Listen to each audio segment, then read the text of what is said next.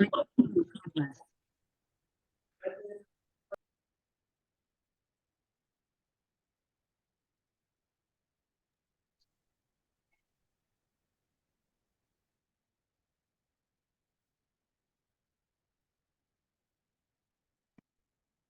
so I think we'll go ahead and start. Inshallah, everybody else can join us.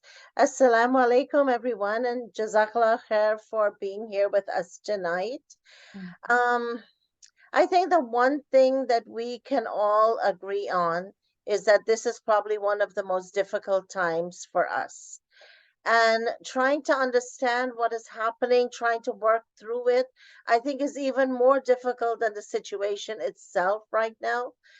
Because many of us have never been actually faced with it, especially our children, right? It's a big struggle for them. I know for myself, I started off feeling sad. It went to anger. It went into fear for the people of Gaza. Um, and then just the biggest thing and hardest thing for me is the feeling of being useless. So for me, that was the hardest thing. So every morning, we wake up and I'm hoping, okay, today is going to be the day that some world leaders are going to step up and they're going to talk against the genocide. But, I go back to sleep just broken because very rarely do you see, the world leaders standing up, right? And then there are days when I see the street are flooded with protesters, and I'm so happy in my heart. I'm so overwhelmed at, so many people are standing up for Palestine. So our emotions go from high to low and it's all over the place. It's very hard to maneuver, right?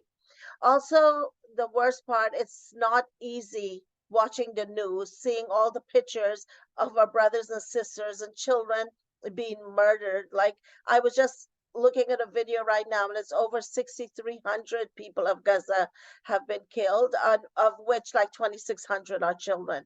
It's not easy. So, trying to stay strong, and we know that Allah subhanahu wa ta'ala has all the wisdom and he is the best of the planners and we know he is the master of everything, but trying to stay strong sometimes become very difficult. Being resilient is not easy, and the longer it takes, I think we will start to struggle with it. So today, inshallah, what our hope is that we can help all of each other walk through this process and not lose hope. So today, the first person I wanted to introduce is Dr. Ketam Hamdan. I think everybody in Houston knows Dr. Hamdan. She is a psychologist. She is a Ph.D. From Harvard, which she's just amazing in her education. But the most important thing about her is that she teaches us how to process a lot of stuff. So I'm going to go ahead and introduce Dr. Hamdan, inshallah, and then we'll be back with questions, and everybody can interact a little bit. Go ahead, Dr. Hamdan. Assalamu alaikum, everyone. Thank you for joining us tonight. As Bibi said, these past 17 days have been probably the heaviest on my heart in a long time. I don't think I've cried as much as I have in these past 17 days. I even remember last night I got up for tahajjud and I saw an image of, a father just, hugging his son's dead body. And, I have 3 kids, so I couldn't imagine doing that for my own children. And I remember just asking God, please just help them, please just let it stop. And I'm sure that every single person on this call has had that same sentiment.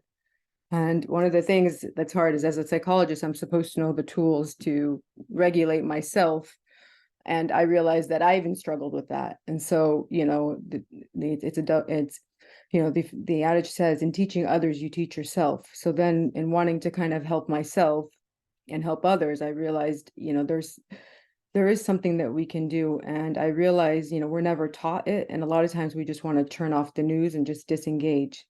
And in this specific situation, what I want to teach you is tools to kind of deal with a lot of the emotions that are happening, but also help you recharge so we don't disengage, because the disengagement is actually the worst thing that we could probably do right now. I'm going to share my screen with you and walk you through a presentation that I've done, just to kind of, navigate this conversation. And then I believe we're going to open it up for questions towards the end. Okay, can you guys see my screen? Yes? Yes, okay. yes. We can see it.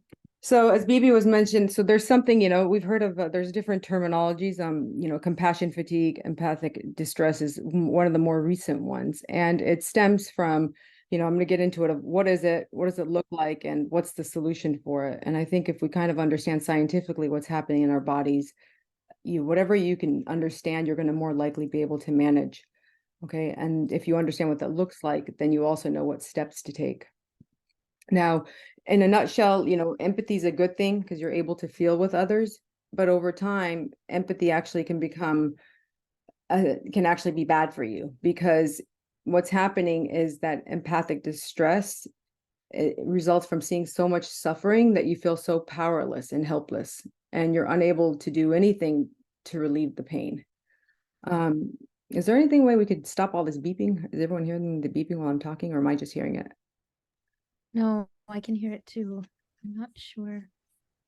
Because it's kind of disturbing. Okay, I took care of it. Okay, thank you. Okay.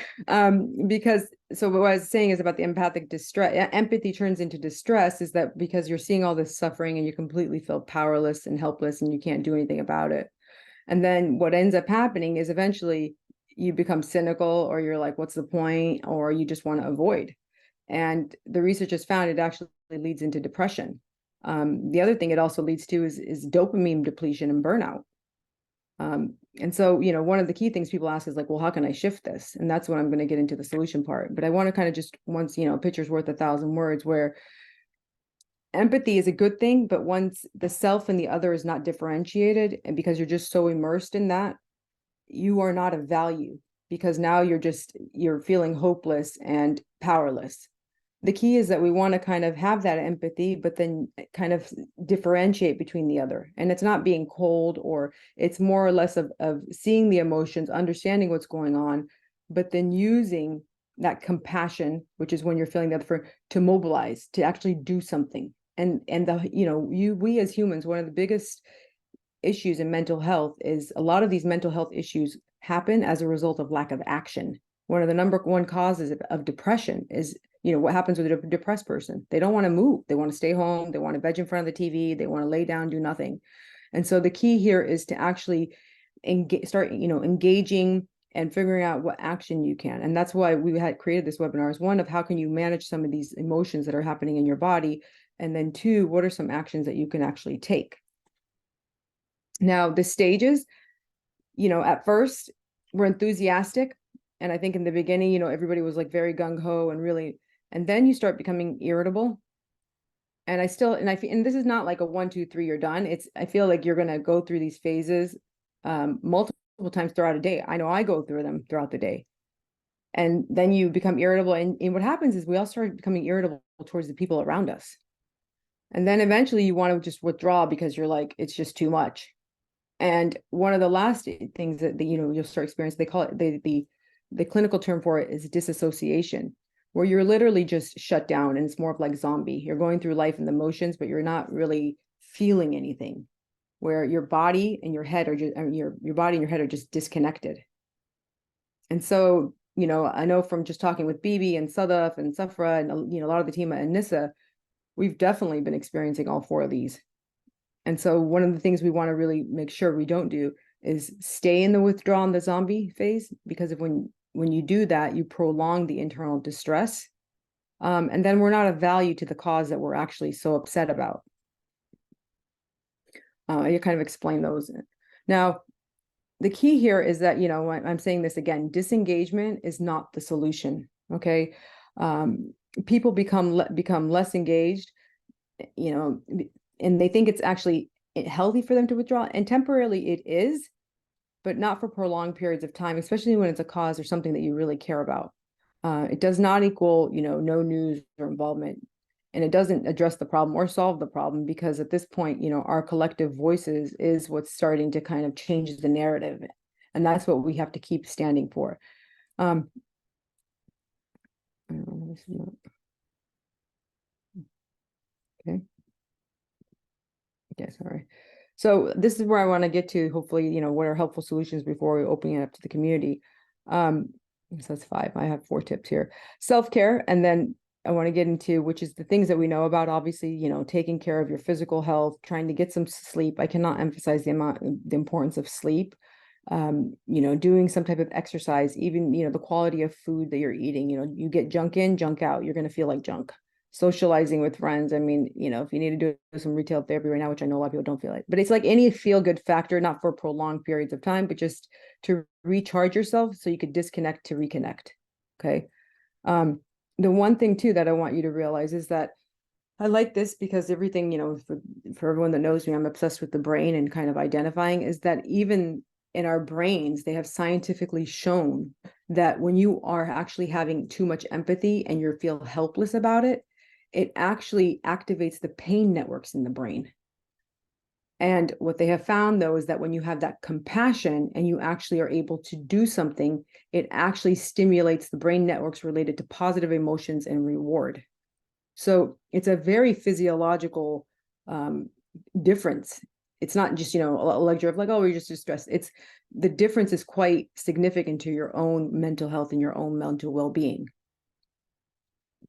Now, the other thing is too, is that the brain and the body, as I was saying earlier, is, meant to take actions. And so in addition to that, like some of the actions, and there's different ones out there, but like to call and write your political representatives, and there's different groups that have been giving different phone numbers that you can call. I know there's certain days of the week that the White House has like a comment line that you can call, and they're encouraging you to call, speak out on any media channels, comment on other people's posts. And I think one of the things is that we have to remember our Islamic responsibility of not attacking, sharing facts or supporting people. I know on my own Instagram feeds, the amount of negativity and the attacks, I try to respond to them with kindness as opposed to getting defensive back, because it doesn't, it just reinforces their narrative if I get ugly back. Donating to reputable charities. And I know a lot of people are like, well, what's the point? There's no trucks going in. But what, the conversations I've been hearing is that, well, we're getting everything ready. So eventually, once they do open it up, that they will, have everything they need. The other thing is to educate yourself on the history of this conflict. It's not, something that just started on October 7th. It's a 75-year-old conflict that needs to be, a lot of people don't understand the details or the facts or the nuances of it. And there's a lot of good social media posts that do a great job of simplifying the history. And then, obviously continuous prayers and supplications that are quite critical. And then I bring back, the importance of, once again, the self-care. Now, the third thing is the balanced life. If this is consuming your day-to-day life 100% of the time, that's usually not a good thing. Whether it's work, your own friends, family, everything, life is about balance.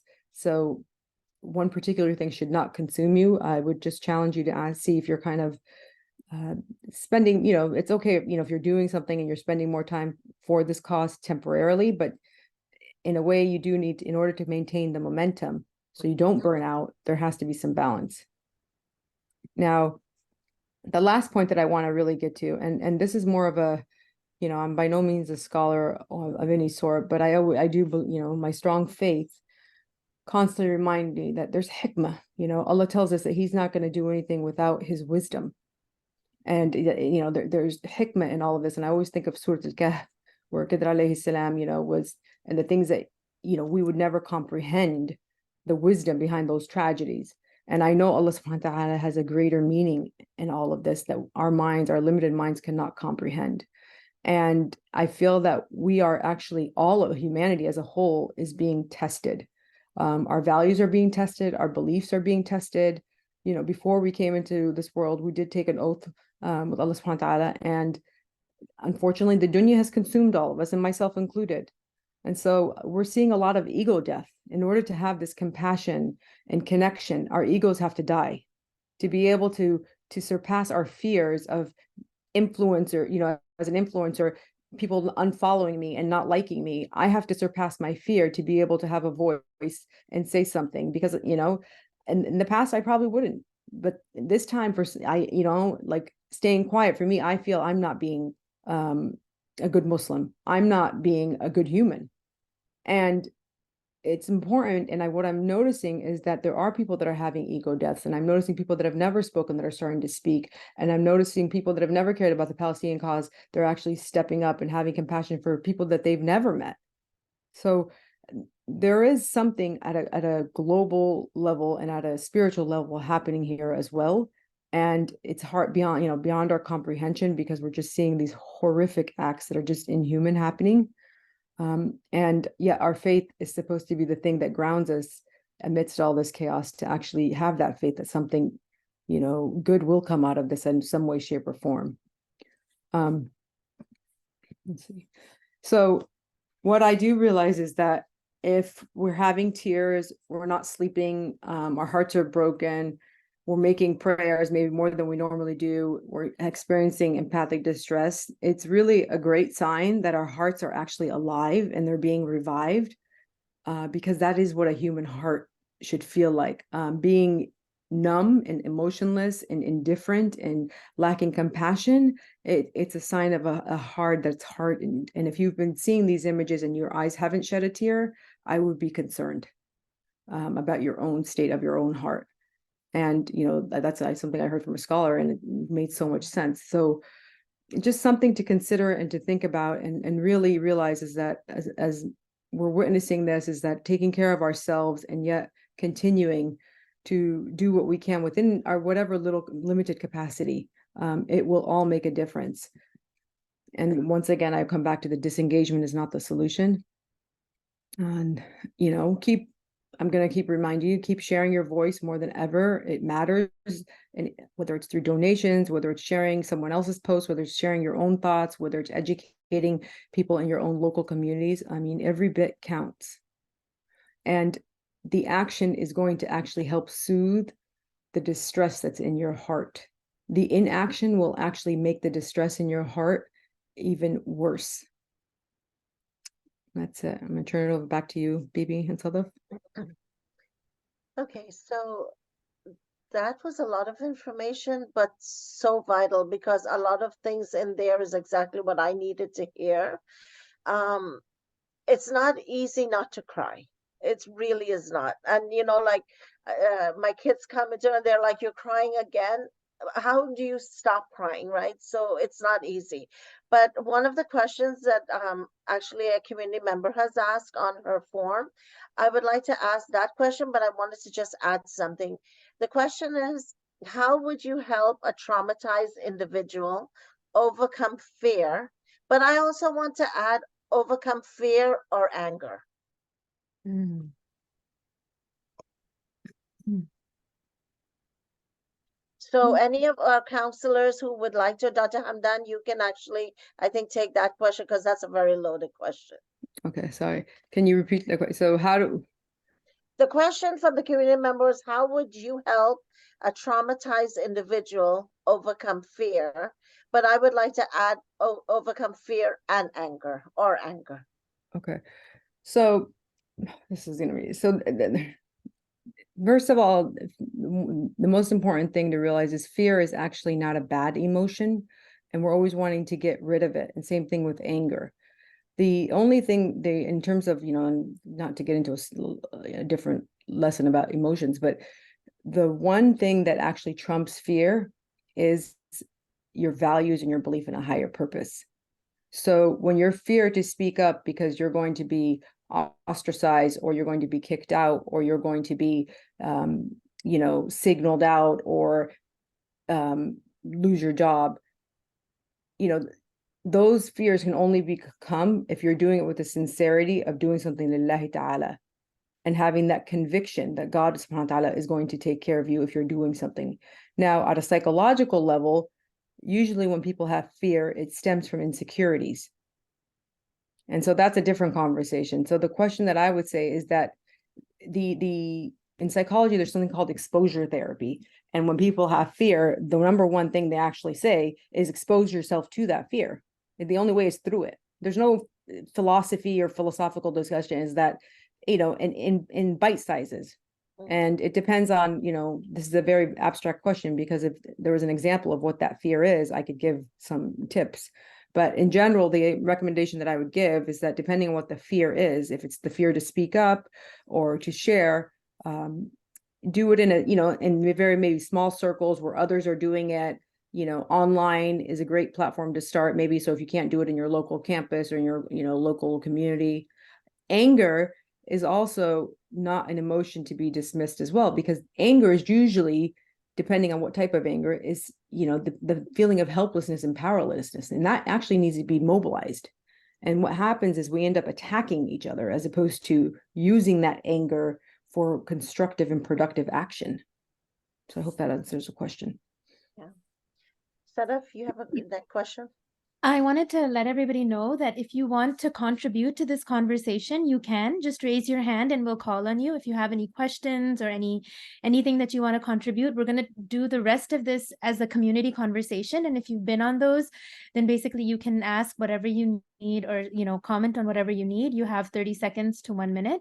And if you raise your hand. But some other questions that we got from the community was, how do you deal with it when you want to talk about it and the other person says that they can't watch it anymore or they don't want to talk about it and they say that they're protecting their mental health? Now, this person said, I understand to an extent but it makes me sad and also angry because people in Gaza don't have the luxury to protect their mental health. So the least that we can do is to be aware of what is happening to them and to spread the word and educate. But how do you deal with it when somebody tells you that they don't want to talk about it or don't want to deal with it?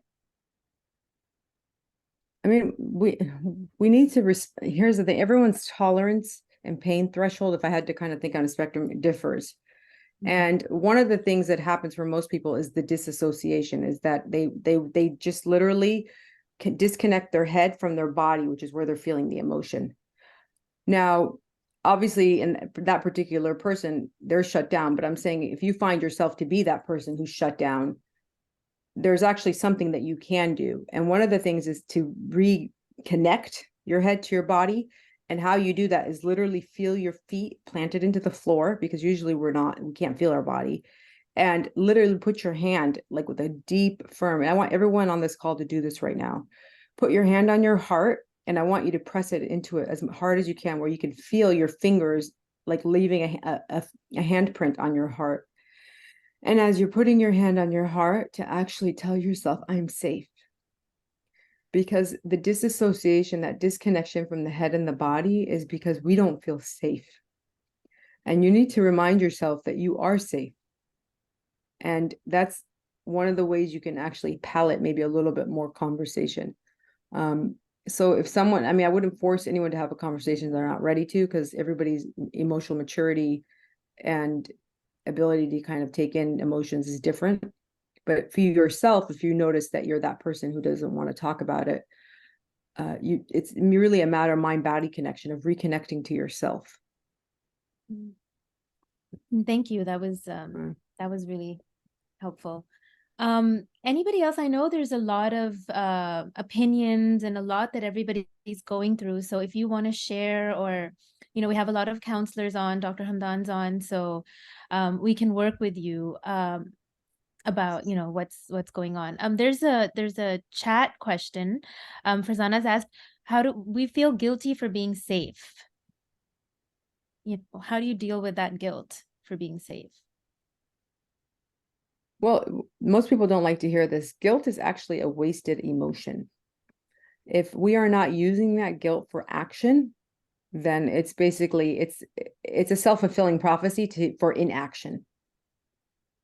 Unless emotions are meant to be kind of fluid, like kind of go in and out of us. And if we hold on to one emotion and then let it consume us and determine our inaction, or just our unhappiness, then we're actually not letting that emotion kind of go through fluid through us. So the question is, like, when you're feeling guilty for being safe, ask yourself, what purpose is that serving? It's redirect it, whatever you focus on is what's important. That's where your energy is. Go ahead, Bibi. Sorry. Go ahead, Safra. You have your hands up. So going off of this whole feeling guilty for like where we are. I feel like it's very common right now, right? Like we are feeling guilty for drinking clean water, we're feeling guilty for eating. I mean, we feel guilty for everything right now, right? This is more of like an Islamic perspective off of what Dr. Hamdan said, but I was listening to a lecture from Umar Suleiman, and Umar Suleiman said that don't feel guilt for, you know, Allah subhanahu wa ta'ala has decreed for you to be where you are for a reason, right? And so basically he was just saying, take that guilt that you are feeling and channel it into action, right? Attending the protests, donating where you can, spreading the words, spreading awareness, right? So just channeling that guilt that we feel right now into action is a huge counter for the guilt that we feel, because honestly, like, it's very true, right? Where like Allah subhanahu wa ta'ala could have put us in Palestine, right? Like we could have very well been there, but he chose us to be here for a reason, right? Maybe to spread awareness or do something like that. Yeah. And I think Also, us being safe, like not everybody in the world is safe, right? There are other people that are also being oppressed right now. And us being safe, we are the voice for many nations right now. And I think us being safe gives us that strength to come up with ideas of how we can make it better for them also. So there's a question that I think this is important because I think every family is going through it. How can you help your adult children going through some anxiety and anger due to the current situation in Palestine? So a lot of parents are having to struggle with trying to help their kids through it. We've had quite a lot of calls and quite a lot of emails about this. Dr. And Hamdan, do you the families, yeah. so I mean, the unfortunate thing is that, you know, anxiety and anger look different. So if I had like some examples, that obviously would help, so I don't just give a generic abstract answer. But one thing that I can is that sometimes as a parent, the hardest thing is not allowing our kids to feel what they're feeling. And it sounds counterintuitive because we feel like we need to fix what they're feeling. And sometimes just allowing the space and to validate their feelings is enough. And a lot of times our kids don't want us to fix it for them. They just want us to validate them. And most of the time, you know, with well-intended parents, myself included, I've done this at time, and I was like, I know I shouldn't, where we want to shut it down. Like, don't cry, don't be upset, you have nothing to worry about, which is actually the worst thing we could do for them, because guess what, never in the history of telling someone, you know, don't be sad or don't be angry or calm down has it done that. So the best thing would be to validate it. It makes sense that you feel anxious. It makes sense that you're angry, you know, and then ask them, you know, what would help you? Most of the time they actually know if we allow space for that dialogue and that conversation. And the research has found is when you validate someone's emotions, that already reduces it by 50%. I like that, asking them what will help you. Yeah, That, you know, because and then sometimes they just want us to listen, and we're just always quick to like give solutions. Yeah. Yeah. Guys, I know everyone has some opinion about this, wants to talk. Sadaf, I want to add, Yes. I want to talk about the fear and anger. Mm-hmm. So fear and anger are two emotions that are also stem out of, a way to protect us from feeling some deep pain, especially when it comes to trauma. So I'm referring to the question of the sister about the fear. So it could be that during her lifetime, there was some sort of trauma. And so the fear is basically a way to protect that person not feeling the pain again. So for someone probably who went through war or through domestic violence or abuse or some sort of deep pain, the fear and anger are ways to protect the pain. And so validating that is actually one way to accept it, is actually going to help them to deal with it in a positive way. It's not negative. It's actually positive because it's a way to protect themselves from feeling the pain. Okay. Once they recognize it, then they can accept it and sit with their pain. It is painful to see babies wrapped in, like dead, stacked. It's so painful, especially for a mother.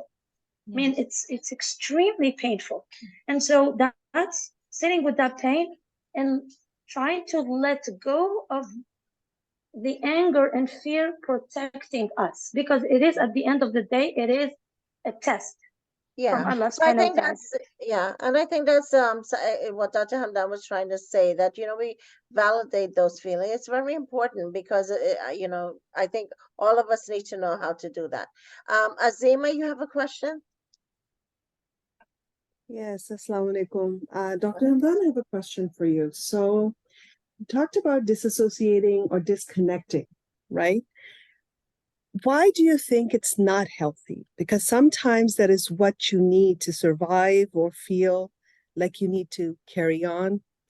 That not be a good emotion to have sometimes, or is it always a bad emotion? So temporarily, it's good, it's okay. Our bodies are meant to, there's something called a window of tolerance where we're supposed to be in this green zone where we feel safe. And it's normal to have stressors that take you out of this zone, but then our bodies should be able to self-regulate and get us back into the green zone. Now, when you are continuously exposed to ongoing distressful situations, your nervous system, see, we don't understand our nervous system in our body. It's our bodies, subhanAllah, the way Allah created us, are super machines. It automatically takes you out of that zone into these heightened distressed zones of that fight flight, and then eventually into the hypoarousal, which is that freeze state where you are just disassociated. If you don't know how to regulate yourself and get yourself back into that green zone, and one of the fastest ways is action and feeling safe, then in that prolonged hypoarousal state, the body is actually secreting negative hormones. At a physiological level, we are not meant to be that way. We're actually supposed to be like children, alive, acting. So when we're numb for prolonged periods of time, it's actually not good for your health. Not only for your mental health, for your physical health. And that's what the science now is proving more and more. I hope that answers your question. But can I add something onto that, Dr. Hamdan? When Mhm. you, like with this situation going on, I try to disconnect for a day, right? I'm like, okay, but how can you? Because I Yeah. know I wake up even now after 17, 18 days, I wake up every night 2 or 3 times just to check my phone, the news, if something, what has happened. And when you disconnect even for a little bit, it's like the fear of missing out, right? It's like, oh my God, what did I miss? It just becomes, it's double trouble for me. Yeah, I mean that, so well, I think for you, it's like you're gonna have to maybe sometimes, as long as you're not burning out, it really comes down to, are you sustaining your energy or are you burning out? Because also being too into it means you're not productive in other areas of your life. So the question is that everybody knows their capacity. Some people, their ability to disassociate for longer and being completely fine is there. Other people, it's truly a numbing zone. Yeah. That it's very hard to be productive when you're disassociated. Yeah. You're just literally going, like, you'll drive somewhere. A great example of it is you drive somewhere, you don't even remember the road that you got there. You're just numb. Yeah. You're watching a movie or a TV show or something, you don't even remember what you watched. Yeah. True. Someone will talk to you and say something to you, you completely forgot what they said because you weren't present. Yeah. Okay, Malika? Malia, you have go ahead, Sadaf. Yeah, Assalamu alaikum. Alaikum So again, we're talking actions, right? And we're all taking actions. We're going to protest, we're posting, we're sending notes to whoever we can, email communications. But deep down, I find myself struggling and my heart sinking, accepting the reality that it's almost like I'm accepting the reality that this is an uphill battle. Like nothing we do is getting through to them and they're just not stopping. Well, and this is where I always remember what our faith teaches us. And if we always think of Nuh alayhi salam, when he was trying to get his son, on the boat, and what happened there is that, Allah, even I remember when the Prophet sallallahu alaihi wasallam, I think, was like trying to convert the people, and he wasn't able to. And then the ayah came down, which is basically, even to the Prophet ﷺ. And the ayah was that, like your job is to remind the people. Like that was the ayah, is like the reminder benefits the people. So we forget that at the end of the day, everything is in Allah's hands, and we have to do our part, but then we also have to surrender. And that's hard because, that's the ego death I was talking about. Because when you have that true tawakkul, even in the face of adversity and tribulation, that is when your yaqeen and your tawakkul is being tested at the utmost level. And I have more than ever that's the gut-wrenching feeling, because I asked the same question. And then, you just have these conversations, and I just find myself after a cry just surrendering, because I'm like, I feel so powerless. And I say, okay, Allah, I'm handing this to you, because you're the all-knowing, you're the greater. Yeah. Tawakkul is what motivates us to keep going. And that's what is happening with all of the Palestinians. They're, mashallah, in terms of tawakkul, a lot stronger than any of us. We're living in a safe place. Yeah. They're the ones who are being bombarded, and they've been going on year after year after year. They've been suffering every now and then, but it's tawakkul that's been motivating them to keep going. That's what resilience is all about. Keep faith in Allah subhanahu wa ta'ala and keep going. Yeah, and sometimes you just have to take that break and just breathe. Like Dr. Hamdan always says, breathe it out, go for a walk, do whatever, disconnect for a little bit, because sometimes it becomes so heavy that you don't. It's true, your legs cannot move at some point. It's so hard to just walk. So and sometimes cry. Actually, crying is very good for you. I have no problem in that area. Zafra, how much longer do we have for questions? We have about 9 minutes. We can keep 9 going. minutes. There's one more question from the community. What is basically they're asking, what is the reason to feel powerless to change circumstances? How do you settle your mind positively? How do you make your mind positive and face these hard and difficult situations? You want me to go ahead and answer that? I think, one of the things is that, once again, is about recognizing our limited capacity. Yeah. I cannot emphasize the ego death. And people, it's a concept of, most of us don't even understand what our ego is. So it's like, what do you mean the death? How the death of something you're not really familiar with?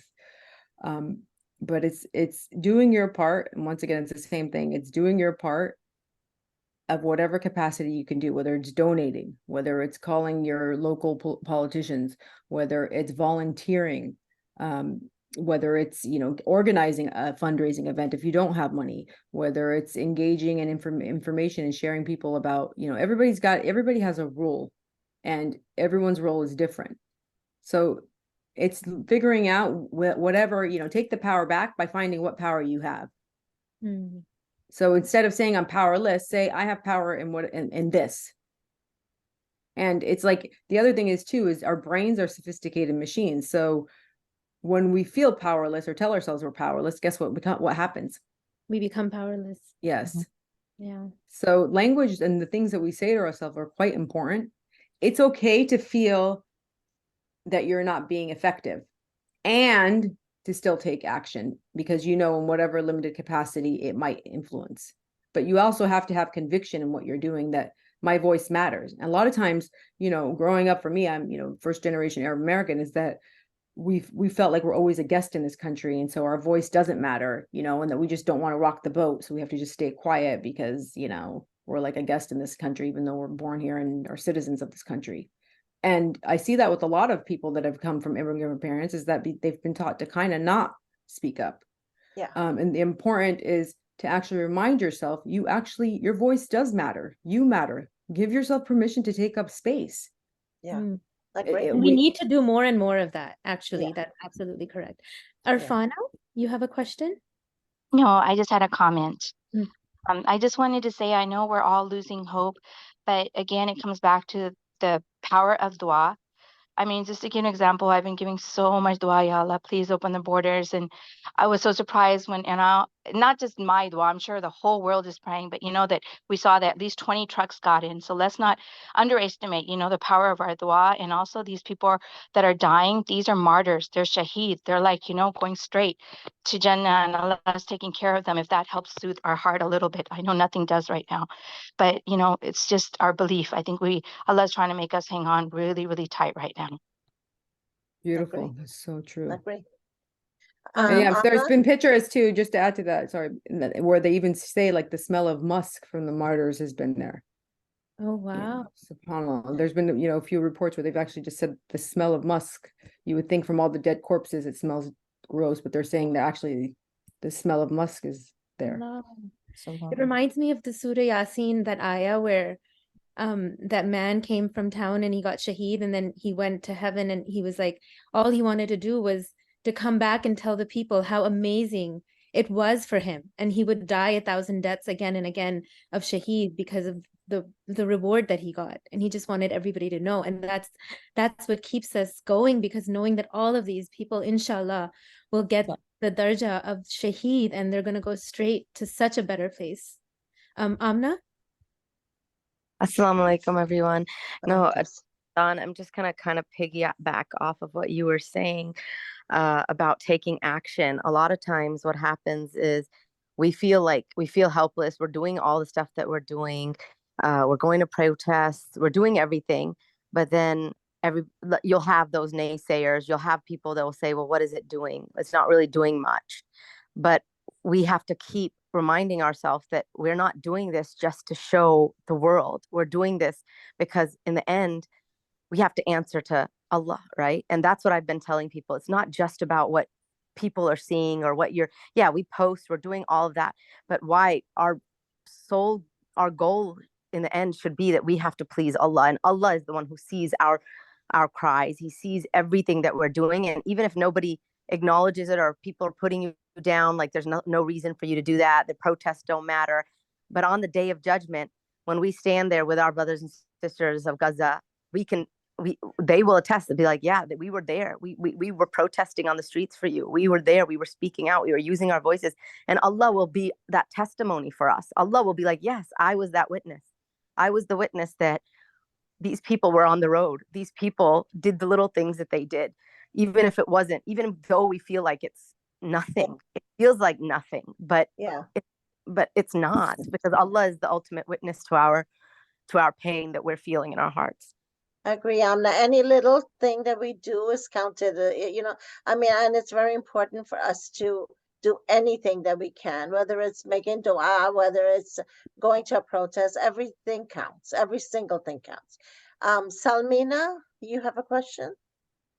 Oh, I just kind of want to piggyback off what everybody's been saying. It's like, in these times, I just feel like it's just important that whatever little action that we're doing, just keep going. Even if you feel like it is small, just keep going. Don't give up. Just keep at it. Inshallah, it will make a difference if everybody just keeps going. I agree. We just can't sit still, right? It's not what we need to do right now. Fiza, you have a question? No, more like a thing something that I actually make myself feel better, because I feel like I can't get out there to the protest or anything with my work schedule or whatever, my life. But I feel like every little thing that I'm doing is I'm recognizing the fact that I can do little things.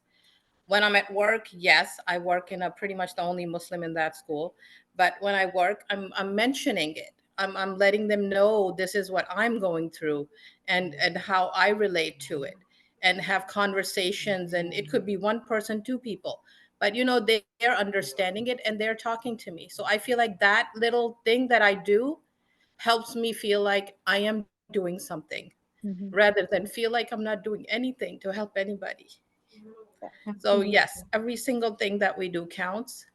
And Thank it you. is really, we're all different people. We all have our ways of doing things. Just do the best that you possibly can.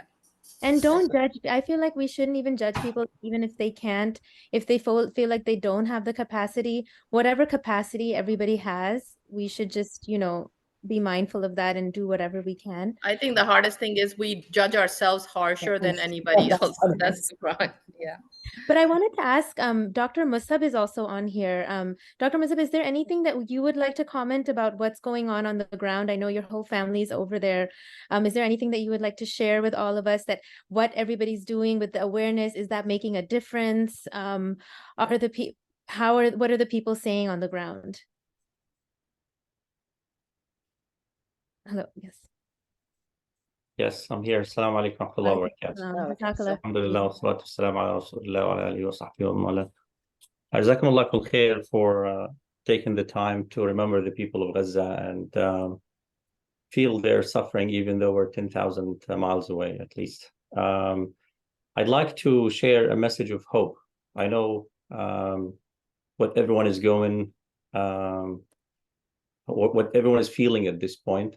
And I can tell you, I'm not feeling better than any one of you. My entire family is under the current bombing in Gaza.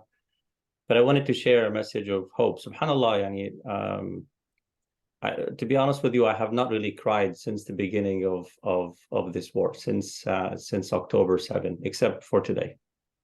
And the reason is because the reporter of Al Jazeera, his name is Walid Dahdour. We've seen him every day reporting from Gaza. And subhanAllah, today he receives the news that his family was killed, was martyred. His wife, his daughter, and his son, I think he's 16, 17 years old. And subhanAllah, when you hear about all these numbers, you don't know them personally, you don't know their stories, you don't know their lives, and suddenly it's the person you've been watching for the past 3 weeks, reporting day and night, and suddenly he receives the news that his family was killed. And it was really, for me, it was the first time really I cry, even though we lost 2 children in my own family. I felt sad, but I didn't cry. I just felt this is, those are martyrs.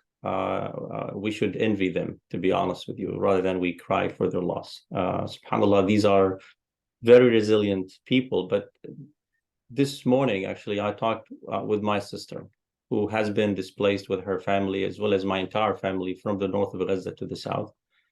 And of course, there's no internet. So I call them international calls daily. And the call lasts for maybe 2 minutes and then it drops. And then I have to call again, 2 minutes, and then it drops. That shows you how much destruction that the communications infrastructure is not holding up. But she told me something, that we're seeing miracles in Gaza that really put a smile on my face, despite all the pain that I'm feeling. She said, the house that's just right beside us was bombed this morning. So I call her, morning our time, which is afternoon their time. And she said, we all went out to see what happened to the house. And there was a child who was maybe 10 years old who was completely burnt. Different degrees of burn. And she said, my son picked him up, put him in our car, which had still some gasoline left, to drive him to the hospital. And she said, I went with him, and his mother was also injured. And she said, and I apologize for being too graphic, her head literally was open and she was bleeding. And she said, what's shocking to me is that the child was not in pain and the mother was not in pain. She said, when we arrived to the hospital, we took the child out, who was sitting in the front seat, and we could see his skin. And again, I apologize for being too graphic. She said his skin was stuck on the car seats, in the car, because his skin was peeling. But the boy was totally not feeling any pain. She said the first thing that came to mind was what happened to Ibrahim alayhi salam. Ya naru kuni bardan wa salaman ala Ibrahim. Subhanallah. So I do believe that Allah subhanahu wa ta'ala is having mercy on these people. Yes, it's horrible, it's bad, it's painful to watch, but subhanallah, them feeling it, them living it, it's Allah's mercy is showering them. She said, Another story that we have seen with our own eyes, they bombed a house. The family was living on the second floor, which is roughly 30 feet high. She said when the house was bombed, you know what happens? A lot of dust from the concrete that's because of the explosion, flies in the air. And she said we watched a young man, maybe he was 17. The dust came into his eyes. He wasn't injured. He was still alive, but he couldn't see. And the walls were blown out or away, basically. And he fell down from the second floor. Now, imagine what happens to someone who falls from, he will break his bones. He could potentially die. She said, Wallahi, he fell right on his feet and started walking. Okay. And he said everyone was watching. And this is kind of a message of hope that, remember, Allah subhanahu wa ta'ala is hearing every cry of a child, every cry of a woman. He sees every bomb that's being dropped on Gaza. And my advice to you, my brothers and sisters, just read the Quran. Allah subhanahu wa ta'ala says, وَكَذَلِكَ لِنُثَبِّتَ بِهِ فُؤَادَكَ. The Quran is a way to strengthen and hold you, strengthen your heart in these difficult times. Yeah. Make dua, and most importantly, have good friends, good friendship at this point, to remind you of the akhirah, to keep reminding you of positivity, not negativity.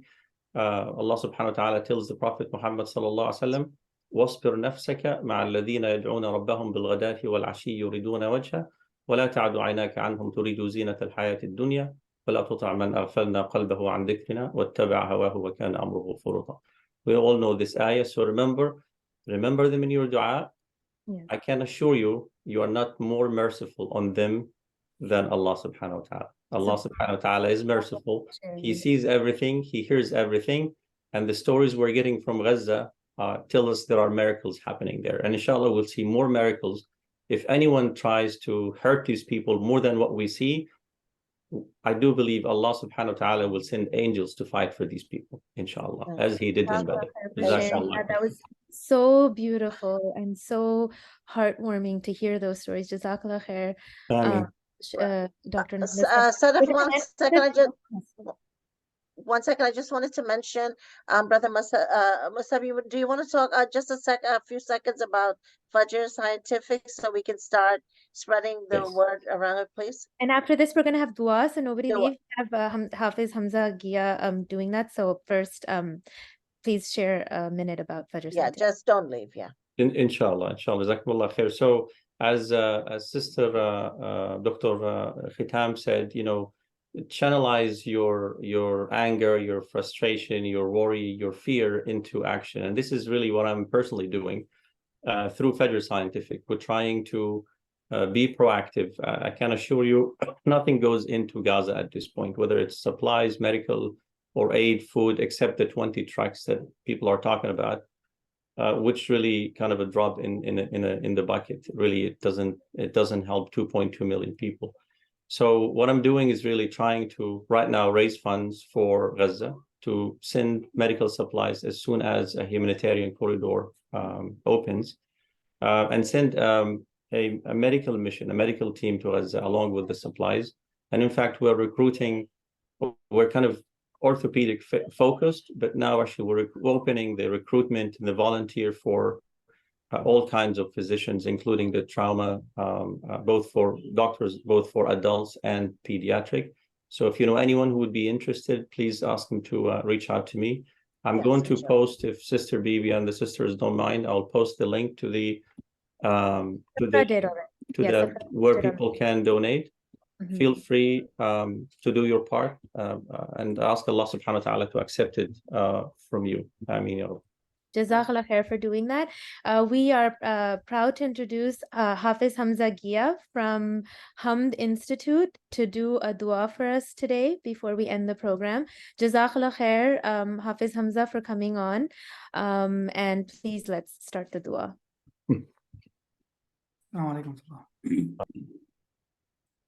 Bismillahir Rahmanir Rahim. يا رب لك الحمد حتى ترضى ولك الحمد إذا رضيت ولك الحمد بعد الرضا ولك الحمد على كل حال ولك الحمد بالإيمان ولك الحمد بالإسلام ولك الحمد على كل حال يا رب العالمين. حسبي الله ونعم الوكيل حسبي الله ونعم الوكيل حسبي الله ونعم الوكيل. لا إله إلا الله وحده لا شريك له له الملك وله الحمد يحيي ويميت وهو على كل شيء قدير. اللهم اهدنا فيمن هديت وعافنا فيمن عافيت وتولنا فيمن توليت وبارك لنا فيما أعطيت وقنا واصرف عنا شر ما قضيت فإنك تقضي ولا يقضى عليك إنه لا يذل من واليت ولا يعز من عاديت تباركت ربنا وتعاليت فلك الحمد على ما قضيت ولك الشكر على ما أعطيت. نستغفرك اللهم من جميع الذنوب والخطايا ونتوب إليك لا منجا ولا منجا منك إلا إليك. اللهم اغفر لهم وارحمهم وعافهم واعف عنهم وأكرم نزلهم ووسع مدخلهم. اللهم أيد المسلمين في فلسطين اللهم أيد المسلمين في فلسطين. اللهم انصر الإسلام والمسلمين. اللهم اغفر للمسلمين والمسلمات والمؤمنين والمؤمنات الأحياء منهم والأموات إنك سميع قريب مجيب الدعوات. اللهم إنا نسألك العفو والعافية والمعافاة الدائمة في الدين والدنيا والآخرة. اللهم إنعم ولا تئن عليهم وانصرهم ولا تنصر عليهم وانصرهم ولا تنصر عليهم وانصرهم ولا تنصر عليهم واهدهم ويسر هدى لهم وانصرهم على من بغى عليهم يا رب العالمين. Ya Allah, we ask you with the best of your names, Ya Rabbal Alameen, that you help our brothers and sisters across the world who are suffering, Ya Rabbal Alameen. Ya Allah, in specific, our brothers and sisters in Palestine and Gaza, Ya Allah, make it easy for them, Ya Rabbal Alameen. Ya Allah, we ask you to be with our brothers and sisters in Palestine, Ya Rabbal Alameen. Ya Allah, we ask you to free Masjid Aqsa and bring it back to the Muslims, Ya Rabbal Alameen. Ya Allah, we ask you to honor them, Ya Allah, we ask you to elevate them, Ya Allah, we ask you to protect them, Ya Rabbal Alameen. Ya Allah, we ask you to calm their fears and make it easy for them, Ya Rabbal Alameen. Ya Allah, we know that they have taken away their water, their food, their supplies, but Ya Allah, your mercy is so generous, Ya Allah, help them with divine miracles, Ya Rabbal Alameen. For you, this is easy, Ya Rabbal Alameen. Ya Allah, we ask you to heal their wounded, Ya Allah. We ask you to accept it from them, Ya Rabbal Alameen. Ya Allah, those who have passed away, we ask you to raise them amongst the shuhada and salihin. Ya Allah, those who have had to watch their children pass away, Ya Allah, we ask you to reunite them in gentle firdaus, Ya Rabbal Alameen. Allow them to forget about those days, Ya Rabbal Alameen. Ya Allah, those who have lost their parents, Ya Allah, elevate their status, Ya Rabbal Alameen. Ya Allah, increase their iman. Ya Allah, increase their patience, Ya Rabbal Alameen. Ya Allah, we ask you to grant them steadfastness, Ya Rabbal Alameen. Ya Allah, we ask you to allow us to be from those who are able to comfort them in whatever way, capacity that you have given us, Ya Rabbal Alameen. Ya Allah, we ask you to keep them strong. Ya Allah, keep them strong in their faith, Ya Rabbal Alameen. Ya Allah, we ask you to keep them strong, Ya Rabbal Alameen. Ya Allah, make us amongst those who don't turn our backs against them, Ya Rabbal Alameen. Ya Allah, their iman is at a different level. Ya Allah, you've put them there and this is your infinite wisdom. Ya Allah, just be with them, Ya Rabbal Alameen. Ya Allah, be with them, Ya Rabbal Alameen. Ya Allah, don't let us be amongst those who turn our backs upon them, Ya Allah. Ya Allah, do not let us turn our backs upon them, Ya Allah. Ya Allah, allow us to be from those, Ya Allah, who keep our heart at ease. But Ya Allah, we're allowed to, Ya Allah, use our resources to help them, whether it's financially, speaking up, social media, whatever aspects you have given us. Ya Allah, we ask you to make it easy on them, Ya Rabbal Alameen. Ya Allah, we ask you to pour upon them, Ya Allah, mercy, Ya Allah, from your infinite mercy, Ya Rabbil Alameen. Ya Allah, we ask you to show them and show us the miracle, Ya Rabbil Alameen. Ya Allah, free them from this, Ya Rabbil Alameen. Ya Allah, free them from this, Ya Rabbil Alameen. Ya Allah, those who are oppressing, Ya Allah, you know indeed, Ya Allah, what they've done, Ya Allah. It is for you to decide what to do, Ya Allah. But we ask you, Ya Allah, allow them to stop oppressing, Ya Rabbil Alameen. Ya Allah, we ask you to allow them to stop oppressing, Ya Rabbil Alameen. Ya Allah, we ask you to free and liberate Masjid Aqsa once and for all, Ya Rabbil Alameen. Ya Allah, we ask you to give Masjid Aqsa back to where it's supposed to be, Ya Rabbil Alameen. Ya Allah, we ask you to allow all of the shuhada to be raised amongst the prophets, Ya Allah, and the murderers, and give them water from the blessed hands of the Prophet Sallallahu Alaihi Wasallam. Ya Allah, we ask you to forgive us for our shortcomings, and we ask you to forgive us for the things that we cannot do for them. Ya Allah, we ask you to forgive us. Ya Allah, we are in so much pain, Ya Allah, but we ask you to make it easy on them, Ya Rabbil Alameen. Ya Allah, we ask you to forgive them. Ya Allah, we ask you to forgive them. Ya Allah, we ask you to forgive them and raise us and raise them amongst those, Ya Allah, who will enter Jannah without being questioned. Allahumma salli ala Sayyidina Muhammad fil awwaleen wal akhirin wa salli ala Sayyidina Habibina Muhammad wa ala alihi wa sahbihi ajma'een bi rahmatika ya arhamar rahimin. And I ask you to please keep the Sudanese and the Rohingyas and everybody that's being oppressed in the world in your duas.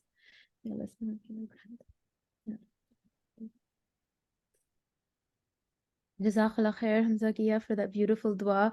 Jazakallah to every single person for coming, and Dr. Hamdan for such a beautiful way of processing what we're feeling. It was so helpful. Jazakallah khair. And Dr. Musab, those stories were so, I don't have words, just showing us, illustrating for us how Allah subhanahu wa ta'ala is truly there for them and how they're pain-free, inshallah. Jazakallah khair. Also, if anyone feels the need that they need to reach out to someone to speak to, please contact us at An-Nisa. We have counselors, and inshallah, we'll be able to try to help you process through it, inshallah. And Dr. Musab said to have good, positive friends. We want you guys to know we are your friends. We're here for you. Please let us know anything that you need. If you just want to call and talk, we're here. I know it's a difficult time, but Allah subhanahu wa ta'ala will get us all through it. Jazakallah khair, everybody, for being here. Jazakallah khair, everyone. Thank you so much. Assalamu alaikum. Jazakumullah khair. Assalamu alaikum.